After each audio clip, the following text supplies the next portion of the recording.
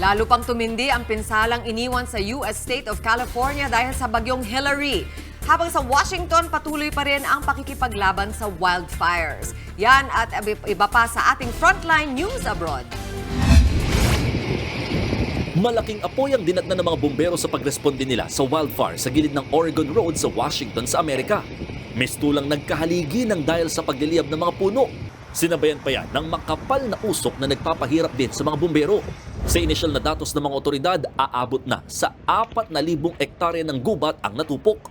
80 gusali naman ang napinsala at nasa 1,000 residente ang pinangangambahang maapektuhan. Nasa 10% pa lang daw ng sunog ang nakokontrol ng mga bumbero. Kung may wildfire sa Oregon, bumabangon naman mula sa hagupit ng bagyo ang state ng California. Lubog pa rin sa baha ang ilang lugar. Kabilang sa mga nalubog ang ilang sasakyan. Balot din ng makapal na putik ang ilang lugar kaya hirap sa pagdaan ng maraming sasakyan. Matinding traffic tuloy ang inaabot ng maraming motorista. Sa kuwan namang ito, kita pa ang pagbulwak ng debris at putik na dala ng rumaragasang tubig.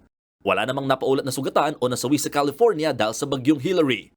Nakalabas na ng California ang bagyo na papunta na sa hilagang bahagi ng Amerika. Humahagupit na rin ang bagyong Franklin na namuo naman sa bahagi ng Caribbean Sea. Kabilang sa mga nakararanas na ng malalakas na ulan ang bansang Colombia. Lubog na sa tubig ang ilang kalsada kaya hirap nang dumaan ang maraming sasakyan. Kanya-kanyang diskarte naman ng ilang residente para makatawid sa tubig.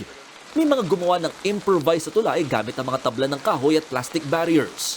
Nakaantabay na mga otoridad para mapaghandaan ang mga posible pang epekto ng bagyo. Pinangangambahan ding maapektuhan ng mga bansang Dominican Republic at Haiti. Nagbabalita mula sa Frontline, Mon Gualvez, News 5. Mga kapatid, Gretchen ho po, huwag maging huli at maging una sa lahat ng balitaan.